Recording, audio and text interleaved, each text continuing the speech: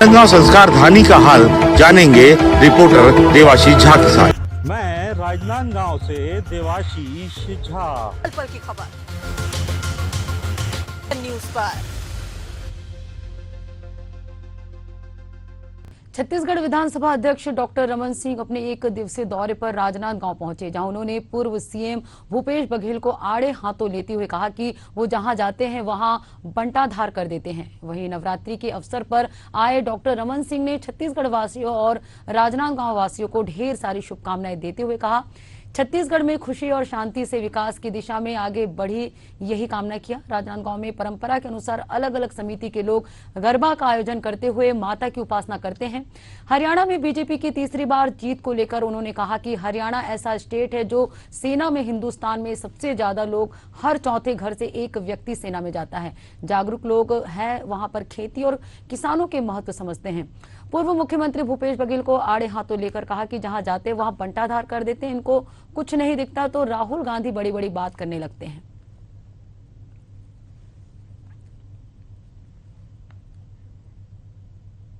विकास के लिए अब दरवाजे खुल गए हैं। 5 साल तक जो दरवाजे भूपेश ने बंद किए थे, सारे निर्माण कार्य राजनांदगांव से तो बदला लेने जैसे उसने 5 साल काम किया, पूरे विकास ठप हो गए थे।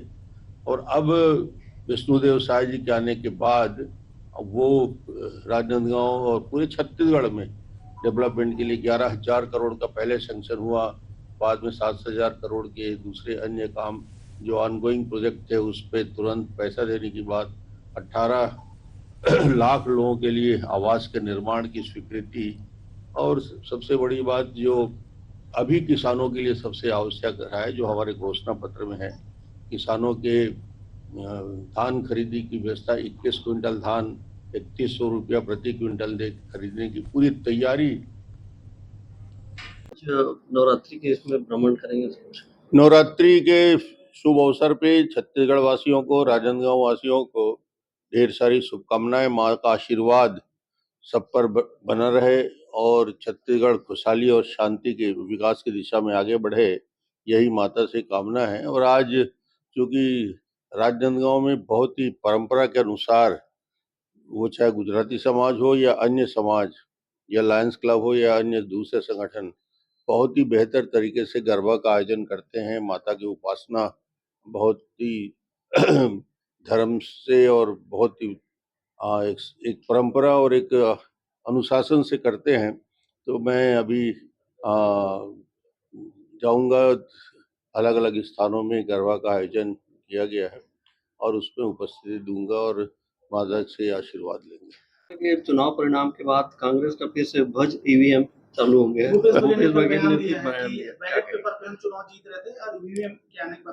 भूपेश वहां पहुंच गया था, हमको तो मालूम हो गया था कि अब तो जीतेंगे ही, क्योंकि जहां जहां भाईमान पहुंचता है वहां बट्टाधार करने की उसकी क्षमता अद्भुत है। छत्तीसगढ़ को ठीक ठाक किया, वहां जाके बैठा है। और जब इनको कुछ नहीं दिखता तो अंत में राहुल गांधी बोलते आश्चर्यचकित करने वाला नतीजा आया है। कौन सा आश्चर्यचकित करने वाला नतीजा है? बड़ी बड़ी बात करने से नहीं होता। मोदी जी ने जो 10 साल के कार्यकाल में जो एक विश्वसनीयता पैदा करी है, वो उनके समझ में नहीं आने वाला है। समाज के सभी वर्ग, मजदूर, गरीब, किसान, कॉलेज में पढ़ने वाले युवा साथी, इन सब के लिए मोदी जी ने एक योजना बनाई है। और हरियाणा एक ऐसा स्टेट है जो जीवंत स्टेट है, जो जहां सेना में, हिंदुस्तान में सबसे ज्यादा लोग, हर चौथे घर से एक व्यक्ति सेना में जाता है। जागरूक लोग हैं वहां पे, खेती और किसानी के महत्व समझते हैं और मोदी जी की इन योजनाओं से प्रभावित होकर उन्होंने वोट दिया। और हमको कांग्रेस से ज्यादा प्रतिशत का वोट मिला। कांग्रेस से बात, बड़ी बात करते थे, 39.94% वोट भारतीय जनता पार्टी को मिला और कांग्रेस को 39.04% वोट मिला। यानी ज्यादा मतदाता भारतीय जनता पार्टी को मतदान के लिए सामने आया और शानदार जीत हुई है। और ये जीत संकेत दे रहा है कि आने वाले विधानसभा चुनाव में भारतीय जनता पार्टी प्रचंड बहुमत के साथ जीतने वाली है। अभी चुनाव होने वाले हैं बहुत जल्दी, झारखंड का चुनाव आने वाला है और उसके साथ साथ महाराष्ट्र के चुनाव होने वाले। देखिए वातावरण ऐसा बना हुआ है और ये जो अनुमान लगा रहे थे ना, अलग अलग टीवी चैनल जो दिखा रहे थे, वो सारे ध्वस्त हो गए, क्योंकि भारतीय जनता पार्टी के जो ग्रास रूट में कार्यकर्ता की टीम है, पन्ना प्रमुख का डेफिनेशन नहीं जानता कांग्रेस वाले। बूथ स्तर में बूथ के हमारे संयोजक के बारे में उनको एबीसीडी नहीं मालूम, उनके तो जिलाध्यक्ष आज तक नहीं बने। हरियाणा का मैं पढ़ रहा था कि कोई जिलाध्यक्ष नहीं है, हमारा तो बूथ अध्यक्ष बताता है। मैं रामलाल कौन है, बूथ अध्यक्ष है, श्यामलाल कौन है, पन्ना प्रमुख है। इतनी तैयारी से लड़ते हैं तो आखिरी गांव तक पहुंचते हैं। भूपेश जी को लगता है कि ईवीएम में गड़बड़ी हो गई। वो तो छत्तीसगढ़ में हारने के बाद भी वही बोले, बड़ी बड़ी बात कर रहे थे। छत्तीसगढ़ में भी वही हालत हुआ, 90 वहां, यहाँ भी विधानसभा सीट, हरियाणा में जाके भी वही बहाना, और राहुल गांधी भी वही बहाना, पूरे एक राग अलाप रहे हैं। तुम जब जीतते हो भाई, अब यदि आप जम्मू कश्मीर में जीत गए तो ईवीएम ठीक था। उसके पहले 2 राज्यों में चुनाव जीते कांग्रेस ने, उस समय तक ईवीएम में गड़बड़ी नहीं थी। कांग्रेस हार जाए तो ईवीएम गड़बड़ी है। पहले अपने कार्यकर्ताओं को मजबूत करें और नीति के आधार पर विरोध करें। सिर्फ आरोप प्रत्यारोप लगाने से सरकार नहीं बनती। और कांग्रेस बड़ी बड़ी बात कर रही है। जम्मू कश्मीर में कितने जीते हैं भाई, कौन सी उनकी सरकार बनेगी? 6 विधायक। बैसाखी के सहारे में कांग्रेस चल रही है, बैसाखी, और जहां भी जा रही है वो कांग्रेस अपना अस्तित्व को खत्म करके आगे बढ़ रही है। तो इस राजनीतिक दल का कोई भविष्य नहीं। आपके विकास के व्रत को नितिन गडकरी ने और बढ़ाया है, करोड़ों की सौगात दिया है राजनांदगांव। नहीं, विकास और विकास के लिए अब दरवाजे खुल गए हैं। 5 साल तक जो दरवाजे भूपेश ने बंद किए थे, सारे निर्माण कार्य, राजनांदगांव से तो बदला लेने जैसे उसने 5 साल काम किया, पूरे विकास ठप हो गए थे। और अब विष्णुदेव साय जी के आने के बाद वो राजनांदगांव और पूरे छत्तीसगढ़ में डेवलपमेंट के लिए 11,000 करोड़ का पहले सैंक्शन हुआ, बाद में 7,000 करोड़ के दूसरे अन्य काम जो ऑनगोइंग प्रोजेक्ट थे उस पे तुरंत पैसा देने की बात, 18 लाख लोगों के लिए आवास के निर्माण की स्वीकृति, और सबसे बड़ी बात जो अभी किसानों के लिए सबसे आवश्यक है, जो हमारे घोषणा पत्र में है, किसानों के धान खरीदी की व्यवस्था। 21 क्विंटल धान 3100 रुपया प्रति क्विंटल दे खरीदने की पूरी तैयारी विष्णुदेव सरकार ने कर ली है। और एक प्रकार से खुशहाली का वातावरण इस बार नवरात्रि में देखने को मिला। बमलेश्वरी माता के दर्शन के लिए जिस प्रकार से, अकेले दंतेश्वरी नहीं, मैं तो छत्तीसगढ़ की हर जगह के बारे में मुझे समाचार मिला है।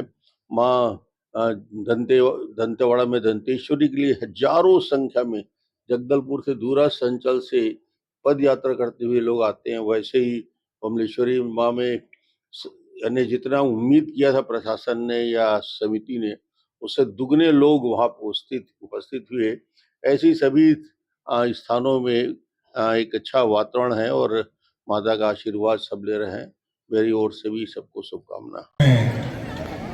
पार्टी समाज के भाइयों के बीच, युवा साथियों के साथ हमारी बहनें भी उपस्थित हैं। और पाटीदार समाज की खासियत कि सबसे ज़्यादा विधि विधान से अनुशासन के साथ जिस प्रकार पुरानी परंपरा को आपने जीवित रखा है, उस संस्कार को जो आपको मिला है उस मिट्टी से, चाहे वहाँ से हजारों मील दूर गुजरात से जरूर है, मगर आपके अंदर के संस्कार आज भी जीवित है। और ये जीवित रखने का यही एक तरीका है कि नई पीढ़ी को संस्कार कैसे दिया जाए।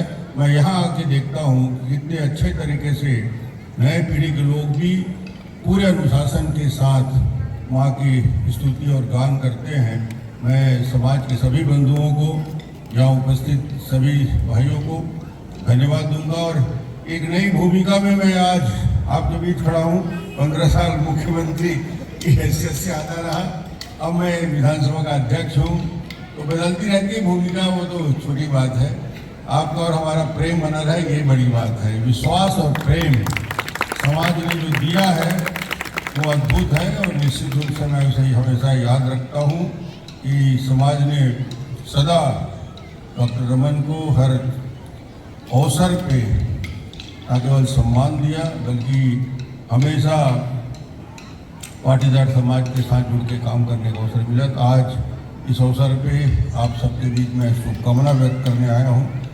आप सबको बहुत बहुत बधाई। और एक संस्कारधानी राजनांदगांव रेलवे स्टेशन से ट्रेन क्रमांक 12993 एवं 12994 की स्टॉपेज की मांग आपने किया है। उम्मीद करते हैं कि रेलवे मंत्री जी मान जाएंगे आपकी बात को। मैं जरूर प्रयास करूंगा। बहुत बहुत धन्यवाद।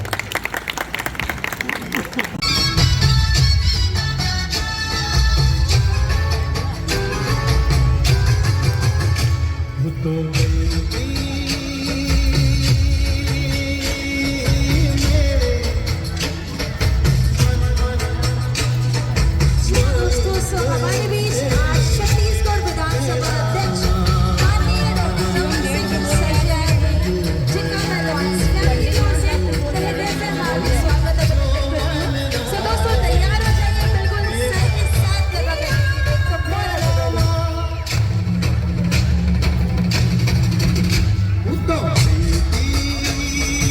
बार अलग स्वरूप में मुझे नजर आ रहा है और वो स्वरूप ऐसा लग रहा है कि छत्तीसगढ़ महतारी खुद उतर आई हैं इस परिसर में।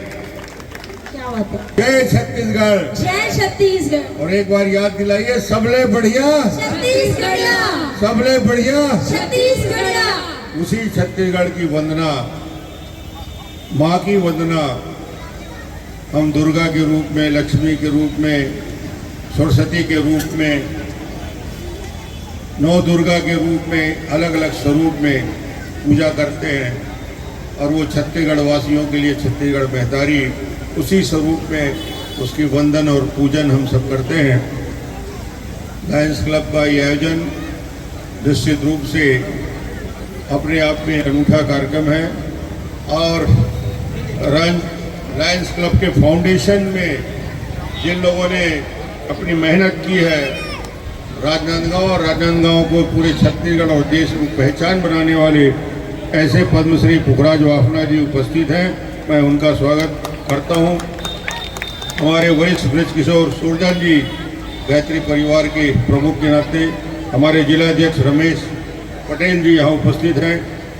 इस पूरे आयोजन में बहुत जोर शोर से लगे हुए भारतीय जनता पार्टी के हमारे वरिष्ठ साथी लायंस क्लब के सदस्य राजा माखीजा भी काफ़ी जोर से लगे हुए हैं। संतोष अग्रवाल जी मेरे साथ आए हुए, पूर्व जिलाध्यक्ष सचिन जी, हमारे बैंक के अध्यक्ष संतोष लोहिया जी, उमेश सिंह कोठारी जी, राजेश जैन जी, सुनील मुंद्रा जी, कोमल सिंह राजपूत जी, ललित बंसाली जी, श्रीमती शारदा तिवारी जी, प्रकाश शाकला जी, कमल साहू जी, आचार्य। जन्माष्टमी के साथ साथ इस बार का जो आयोजन हर गांव में हुआ है, इतने अभूतपूर्व तरीके से हुआ है, बड़े उत्साह के साथ। और माँ बमलेश्वरी में जिस प्रकार लोग उमड़ के आए, हर साल से दुगनी की संख्या में।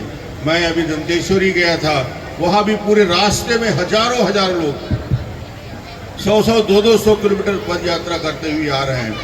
तो ये छत्तीसगढ़ का नया स्वरूप है, छत्तीसगढ़ के एक विशिष्ट पहचान है।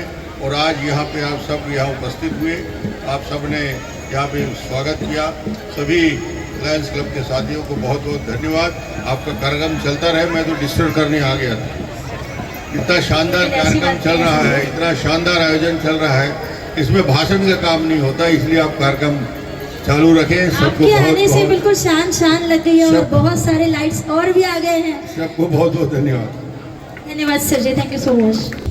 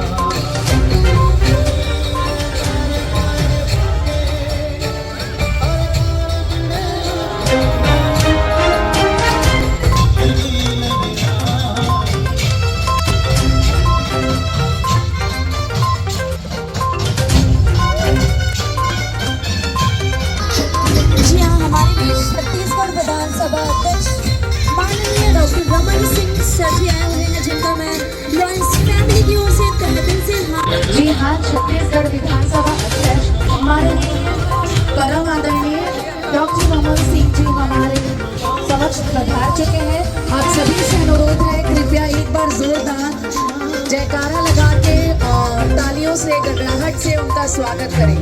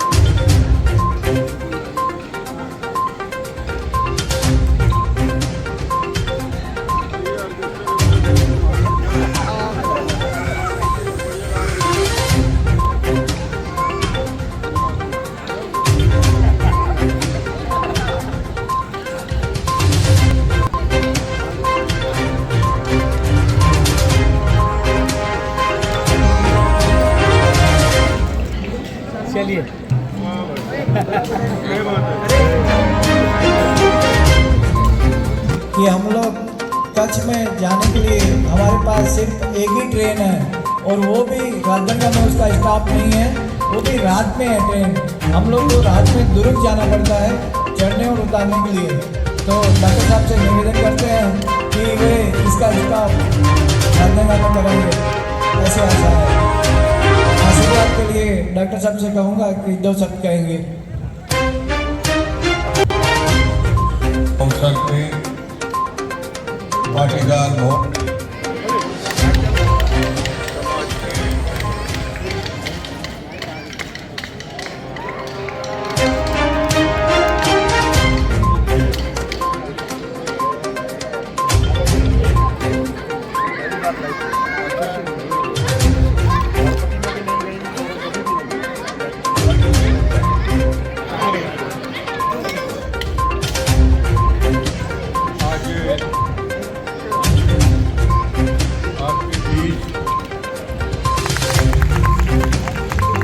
इसके बाद डॉक्टर साहब का स्वागत पाटीदार युवक मंडल के प्रमुख मनोज भाई पटेल करेंगे।